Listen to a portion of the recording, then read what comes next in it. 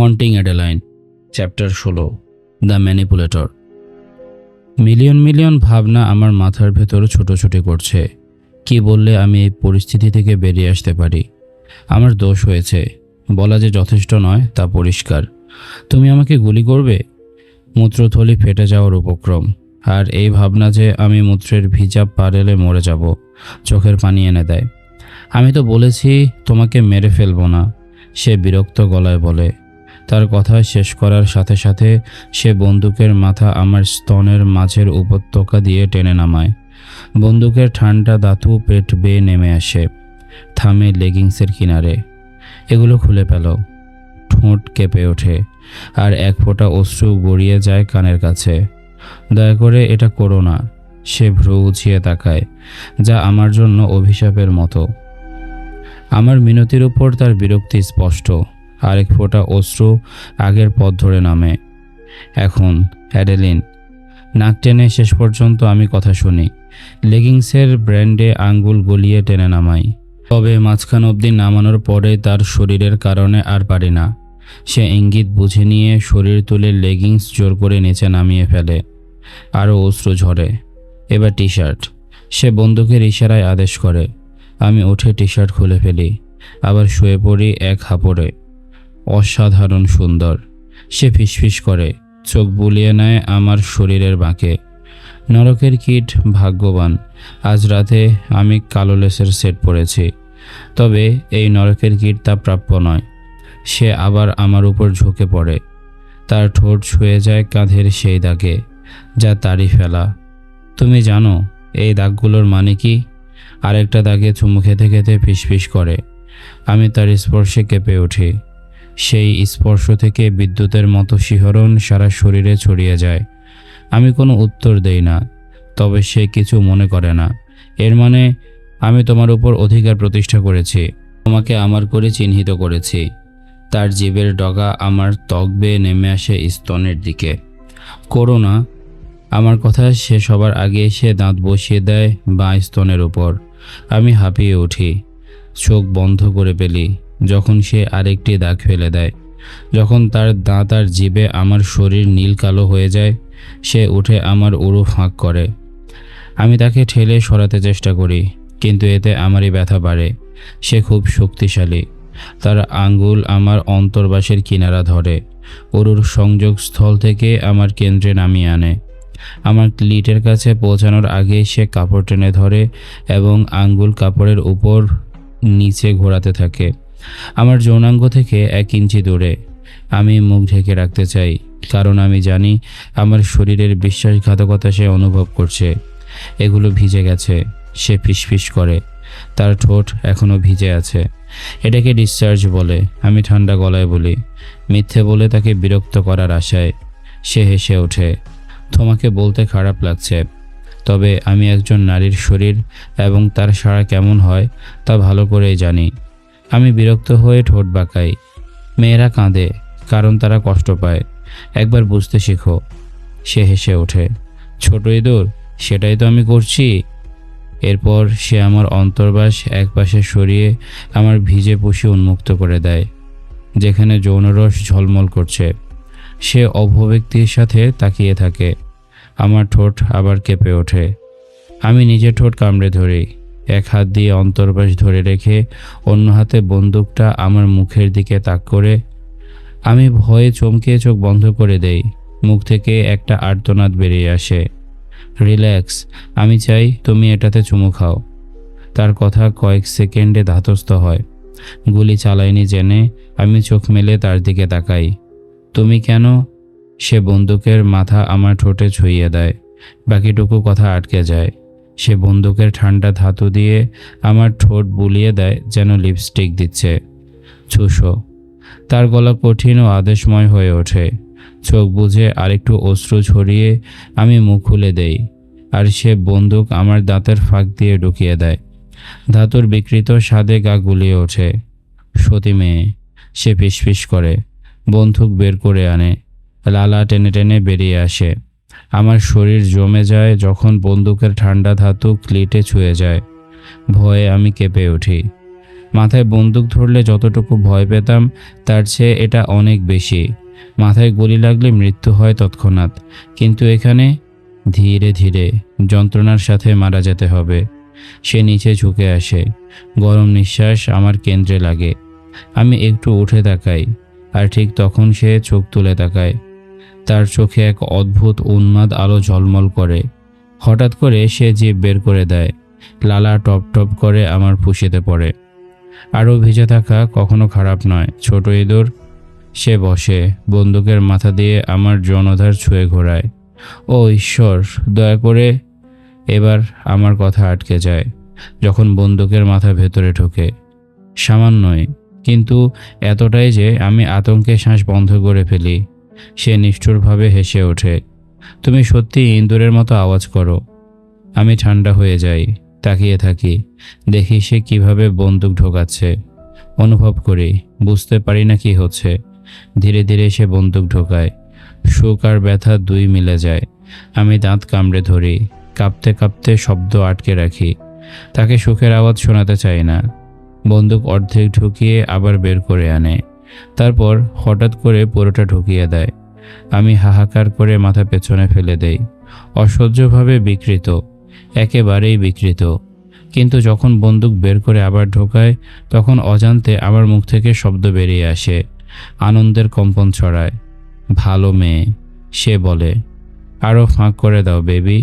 অন্তর্বাস ধরে থাকা হাত দিয়ে উরু চেপে ধরে। আমি ভয় আর অনিচ্ছায় উরু ফাঁক করে দেই। আরেকবার প্রশংসা করে, কিন্তু আমার কানে কিছু আসে না। তোমার খুশি কত টাইট তা বন্দুক টের পাচ্ছে। যখন বের করি তখন কিভাবে আঁকড়ে ধরো, অসাধারণ। আমি ঠোঁট কামড়ে ধরি, কিন্তু এবারও আরেকটু মৃদু আর্তনাদ বেরিয়ে আসে। বন্দুক যখন ভিতরে ঢুকছে, সাকশন আর ভিজে শব্দ হচ্ছে, আর আমি লজ্জায় মরে যেতে চাই। লজ্জা, ভয়, কিন্তু সব কিছুর উপরে দখল করে নিচ্ছে জোর করে চাপিয়ে দেয় সুখ। একসময় বন্দুক এমনভাবে ঢুকিয়ে দেয় যে আমার চোখ উল্টে যায়। মুখ থেকে আরেকটা আর্তনাদ বেরিয়ে আসে। সে গর্জন করে ওঠে। আমি পিঠ বাঁকিয়ে তুলি। সে দ্রুত গতিতে চালিয়ে যায়। আমি অর্গাজমের আগমনের স্রোত অনুভব করি। দয়া করে, আমি কাঁপা কণ্ঠে বলি, কিন্তু কি চাইছি বুঝতে পারি না। সে নিচের ঠোঁট ছেড়ে দেওয়ার মতো কামড়ায়, কিন্তু আমার কেন্দ্রে নয়, দূরে। তুমি কি শিখলে অ্যাডেলিন? সে জিজ্ঞাসা করে, কামড়ানো মুখতোলা চোখে দেয়। বন্দুক ঠিক তখনও ভেতরে। তোমার গালে কামড়াবো না? আমি ভীত কণ্ঠে অনুমান করি। সে আবার কামড়ায়। আমি চিৎকার করি। ব্যথা ধীরে ধীরে সুখে রূপ নেয়। আরেকটা পশুর মতো শব্দ বেরিয়ে আসে। আরেকবার বলাতে হবে আমাকে? আমি মুখ খুলি, কোনো শব্দ বের হয় না। বন্দুকের সেফটি অফ হয়, শব্দ শুনতে পাই। ঠিক আছে, ঠিক আছে, আমি কাঁপা কণ্ঠে বলি। আমি শিখেছি, আর কোনো পুরুষের আমাকে ছুঁতে দিতে নেই। এই কথা বলতেই চোখে পানি চলে আসে, কারণ এই কথা বলা মানে আমি এই দানবের হাতে পুরোপুরি বন্দি। এই একমাত্র তোমাকে ছুঁতে পারবে অ্যাডেলিন। চোখ বন্ধ করি। আমি জানি যা বলছি তা মিথ্যে। তুমি, আমি ফিসফিস করে বলি। তিক্ততা গলায় দলা পাকিয়ে ফেলে। শরীর চায়, কিন্তু মস্তিষ্ক চায় বন্দুক তার মাথায় ঠেকিয়ে গুলি করে ফেলুক। আমি তাকাই, দেখি সে বিশ্বাস করছে না। তোমার 10 সেকেন্ড সময় আছে ছোট ইঁদুর, এর বেশি নয়। সে হুঁশিয়ারি দিয়ে আবার কামড়ায়। তোমার ক্লিট ছুঁয়ে দাও। আমি থেমে যাই। আমি চাই না তাকে সুখের জয় দেখাতে, কিন্তু গুলি খাওয়ার চেয়ে কম ক্ষতির বিকল্প বেছে নিতে বাধ্য হই। এখন সে গর্জায়। আমি গালি দেই, হাত নামিয়ে ক্লিট ঘষতে থাকি। বন্দুকের 2 বার গতি বাড়ানোতে আমি বাঁধ ভেঙে দিয়ে অর্গাজমে পৌঁছে যাই। শরীর কেঁপে ওঠে। আমি চিৎকার করি, গলা ফেটে যাচ্ছে, কিন্তু আমি কিছু শুনতে পাই না। আমার দৃষ্টি অন্ধকার হয়ে আসে। বন্দুকের গতি বাড়ে, গভীর হয়, যতক্ষণ না আমি থামানোর জন্য কাকুতি মিনতি করি। অবশেষে সে বন্দুক বের করে নেয়। আমার উরুজ হটকা দিয়ে বন্ধ হয়ে যায়। আমি অঙ্গের কম্পনে ভেঙে পড়ি, আর সে দাঁড়িয়ে যায়, আমার উপর ছায়া ফেলে। আমি কাত হয়ে তাকাই, দেখি সে বন্দুকের ব্যারেল ছেটে নিচ্ছে, তারপর প্যান্টের পেছনে ঢুকিয়ে রাখে। আমার ভেতরে লজ্জা, রাগ, অপমানের ঢেউ খেলছে, কিন্তু মস্তিষ্ক ঠিক অনুভূতি নিতে পারছে না। তাই সব অনুভূতি থেমে যায়, শূন্য হয়ে যায়। এটাই কি ট্রমা? যখন জানো তুমি লাঞ্ছিত হয়েছ, কিন্তু শরীর অনুভূতি নিতে অস্বীকার করে। মুহূর্তেই তার হাতে আসে একটা গোলাপ। পাপড়ি ভেঙে গেছে। সে ঘুরিয়ে নাড়িয়ে দেখে, তারপর আমার গায়ে ফেলে দেয়। গোলাপ পড়ে থাকে পেটের উপর। একবার তাকিয়ে সে ঘর ছেড়ে বেরিয়ে যায়। আর তখনই বাঁধ ভেঙে যায়। অশ্রু আমার চোখ বেয়ে গড়িয়ে পড়ে। পরের 3 রাত ধরে আমার ছায়া জানালার বাইরে দাঁড়িয়ে থাকলো। আমাকে দেখলো। অন্ধকারে সিগারেটের লাল আভা জ্বলছিল তার ঠোঁটে। আমি বলতে চেয়েছিলাম সিগারেট খাওয়া কতটা জঘন্য, কিন্তু ওর মাঝে যে তাপ জ্বলছে সেটা তার দিকে তাকাতে ভালোবাসে। আমার এই বেয়াদব পুষি মনে হয় সিগারেটের উপরও হিংসা করছিল। জড় পদার্থের প্রতিও নাকি ওর দুর্বলতা আছে। এই মনে পড়াটাই আমাকে খেপিয়ে তুলল। আমি রেগে গিয়ে রান্নাঘরে গিয়ে 1 গ্লাস ভর্তি করে ওয়াইন ঢেলে নিলাম। কিছুক্ষণের জন্য হলেও ওয়াইন সব কিছুর উপশম, রাগ, আঘাত। কিন্তু এখন যখন ওয়াইনের গ্লাস খালি, রাগে হাত কাঁপতে থাকে। মনে পড়ে যায় কিভাবে সে আমাকে মেঝেতে ফেলে আমার গায়ে একটা গোলাপ ছুঁড়ে দিয়ে চলে গিয়েছিল, যেন আমি একটা ফেলনা জিনিস। সে মুহূর্তে নিজেকে কখনো এতটা অপমানিত মনে হয়নি, কখনো এতটা লাঞ্ছিত হয়নি। সে এরপর আর কখনো মেসেজ দেয়নি, আর কোনো বন্দুক হাতের সামনে এসে হুমকি দেয়নি। শুধু জানালার বাইরে দাঁড়িয়ে থেকেছে, আর আমি তাকিয়ে থেকেছি। এটাই আমাদের বিকৃত অভ্যাস হয়ে গেছে। সে দিনে আসে না, আর যতক্ষণ আমি অন্য কোনো পুরুষকে আমাকে ছোঁয়ার সুযোগ দিচ্ছি না, ততক্ষণ সে কোনো হুমকির মেসেজও দেয় না। আমি দায়াকে এই ঘটনার কথা বলি না, আর বিশেষ করে সেই রাতের শেষের ঘটনাটার কথা তো বলিই না। যদি আমার ছায়া আমাকে মেরে না ফেলে, দায়া মেরে ফেলবে। আমি বোকা ছিলাম, এটা আমি কখনো অস্বীকার করিনি, বিশেষ করে এখন। কারণ তার সামনে দাঁড়ালে আমি কেন পাগল হয়ে যাই তা ব্যাখ্যা করার কোনো ভাষা নেই। আমি অন্য কোনো সময় অচেনা কারো কিছু জিজ্ঞাসা করতে গেলে আতঙ্কে ভেঙে পড়ি। তাহলে কেন তার সামনে গেলে আমি পাগলামি করে ফেলি? তুমি টার্টলনেক পরে আছো কেন? দায়া বিরক্তির সাথে বলে। স্যালাড মুখে দিচ্ছে। আমরা ফিওনার রেস্টুরেন্টে খেতে এসেছি। আমার ঘর থেকে বের হতে খুব দরকার ছিল। সামান্য কিছুতেই সে রাতের কথা মনে পড়ে যাচ্ছিল। আয়নায় তাকালে মনে পড়ে যাচ্ছিল তার দাঁতের কামড়ের দাগ, আর তারপরে ধাতব কামড়। আমি গলা খাকারি দেই। নতুন কিছু ট্রাই করছি, আসতে বলি। আসলে এটা ছিল দাগগুলো ঢাকার একমাত্র উপায়। আমাকে অ্যামাজন প্রাইম থেকে একসাথে অনেকগুলো টার্টলনেক অর্ডার করতে হয়েছিল, রং ভিন্ন ভিন্ন। দায়াকে কোনোদিন এই দাগগুলো দেখতে দিতে পারি না, আর তাকে কখনো বলতে পারি না কিভাবে আমার স্টকার আঙ্গুল পাকিংয়ের নতুন মানে শিখিয়েছে। সে কাঁধ ঝাঁকায়, সালাদের দিকে তাকায়। শুধুমাত্র তুমি টার্টলনেক, মম জিন্স আর বেল্টকে ফ্যাশনেবল করে তুলতে পারো। আমি পোশাকের দিকে তাকিয়ে বিরক্ত হই। আমি এই পোশাককে ঘৃণা করি। হয়তো এর কারণ এই পোশাকের একমাত্র উদ্দেশ্য আমার দেহের দাগ ঢেকে রাখা। এই কাপড়ের নিচে আঙ্গুলের দাগ, কামড়ের দাগ, দখলের দাগের নকশা আঁকা। তোমার লাভার বয়ের কী খবর? কিছু হয়েছে? আমার গলার লালচে ভাব লুকানোর চেষ্টা করি। যদি লাল হয়, হয়তো দোষ টার্টলনেকের গাড়ি দিতে পারবো। আমি বরং গিগির কথা বলতে চাই। আমি বলি, আমাদের মাঝে থাকা মজারেলা স্টিকের দিকে তাকিয়ে। আমি 4টা খেয়ে ফেলেছি, শেষটাই চাই। দায়া আমার দৃষ্টি বুঝিয়ে চোখ উল্টিয়ে হাত নেড়ে দেয়, ইশারা করে নিতে। আমি হাসি মুখে নিয়ে নেই। রোনালদোর ব্যাপারে কিছু পেয়েছি। দায়ার 2 ভ্রু উঁচু হয়, আমাকে চালিয়ে যেতে বলে। গত রাতে গিগের ডায়েরিগুলো ঘাঁটছিলাম। গিগি প্রায় লিখত রোনালদো ভালো স্যুট পরতো, তার আঙ্গুলে সোনার আংটি থাকতো, যা ইঙ্গিত দিত সে যে মধ্যবিত্ত বা উচ্চবিত্ত। এক জায়গায় লিখেছিল রোনালদো একদিন আহত অবস্থায় আসে, কিন্তু কিছু বলেনি। তাহলে আমি ভাবছি সে কোনো অপরাধ জগতে যুক্ত ছিল। তার জীবন নিয়ে খুব গোপনীয়তা রাখত। বলেছিল তার বিপজ্জনক জীবন গিগিকে প্রভাবিত করতে দেবে না। তুমি ভাবছো সে মব বসের মতো কিছু? আমি মাথা নাড়ি। না, আমি ভাবছি তার বস একজন মব বস ছিল। যখন গিগি লিখেছিল রোনালদোকে কেউ পেটানোর পর সে বলেছিল এটা আমি প্রাপ্য ছিলাম, এর বেশি কিছু বলেনি। গিগি লিখেছিল সে বারবার জিজ্ঞাসা করত, চিন্তিত হতো। রোনালদোর শেষ কথা ছিল তার খুব কঠোর বস আছে, আর সে গিগির কথা জানতে পারবে না। দায়া উত্তেজনায় চোখে আলো নিয়ে মাথা নাড়ে। 40-এর দশকের ক্রাইম ফ্যামিলিগুলো দেখি কারো সাথে মেলে কিনা। আমি হাসি, আশা জাগে, কিন্তু সেই আশা মাত্র 5 সেকেন্ড টিকে। দায়ার চোখ বড় হয়ে যায়, সে আমার পেছনে তাকিয়ে থাকে। আমার গলা শুকিয়ে যায়, ঘাড়ের লোম খাড়া হয়ে ওঠে। আমার ছায়া কি এখানে চলে এসেছে? দায়ার সামনে? Hello ladies. আমার চোখ দায়ার সাথে বড় হয়ে যায়। আমাদের দৃষ্টি মিলতেই হাজার কথা বিনিময় হয়ে যায় চোখে চোখে। এখন আমাদের খুব সাবধানে চলতে হবে। সে আমার পাশে বসে, চেয়ারে হেলান দিয়ে আমাকে দেখে হাসে, কিন্তু সেই হাসি তার চোখ অবধি পৌঁছায় না। আমি গলা খাকারি দেই, জোর করে হাসি। হ্যালো ম্যাক্স, আর্টসের বন্ধু তাই না? একটাই আমি, সে বলে। বরফের মতো নীল চোখ দিয়ে তাকিয়ে থাকে, তার দৃষ্টির তীব্রতায় গলা লাল হয়ে যাচ্ছে। তুমি কি চাও? আমি স্বাভাবিক ভঙ্গিতে বলি।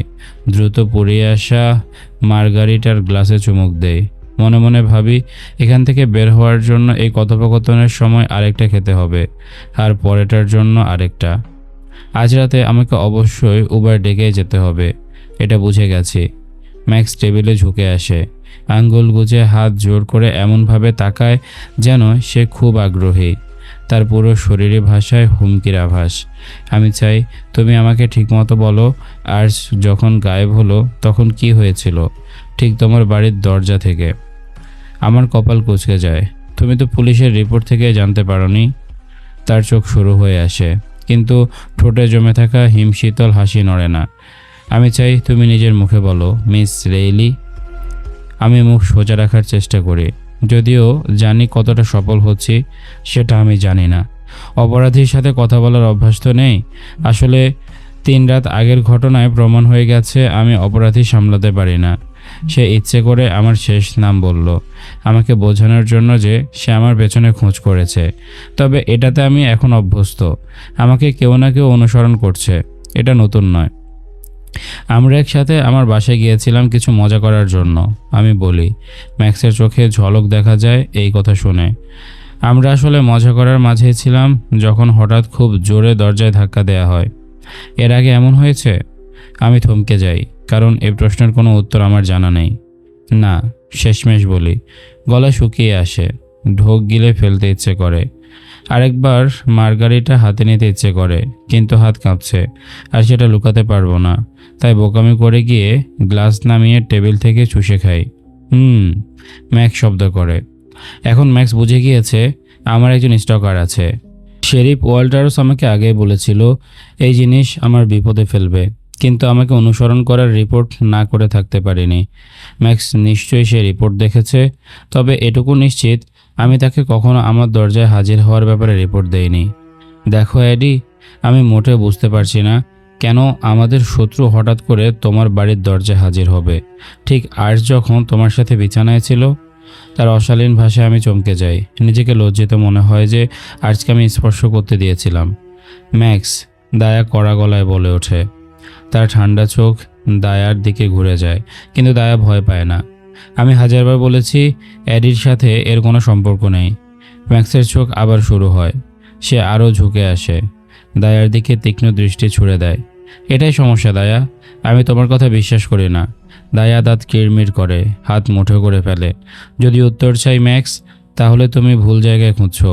আমি তাড়াতাড়ি কেটে বলি, কারণ এই কথোপকথন যে কোনো সময় আগুন ধরে যেতে পারে, আর ম্যাক্স এখানে আমাকে মেরে ফেলতে পারে। আমার তা মনে হয় না, সে উত্তর দেয়। আবার আমার দিকে ফিরে আসে, কারণ আর্টসের হাত শেষমেশ তোমার দরজার সামনে পাওয়া গেছে। আর যদি আমি কিছু বুঝে থাকি তাহলে বলবো এটা খুব ব্যক্তিগত ব্যাপার। বলো তো, আর্টসের হাত তোমার জন্য এত ব্যক্তিগত কেন? আমার চোখ বিস্তৃত হয়ে যায়, আর সে বিজয়ের হাসি হাসে। তুমি এটা কিভাবে জানলে? আজ তোমার বাড়িতে গিয়ে হারিয়ে যাওয়াটা কেমন যেন অস্বাভাবিক মনে হচ্ছিল। পরদিন সকালে আমরা একজন লোক পাঠাই তোমার বাড়ি পর্যবেক্ষণের জন্য। ঠিক সেই সময়ে দায়াকে দেখি রক্তমাখা একটা বাক্স তুলে গাড়িতে রাখছে।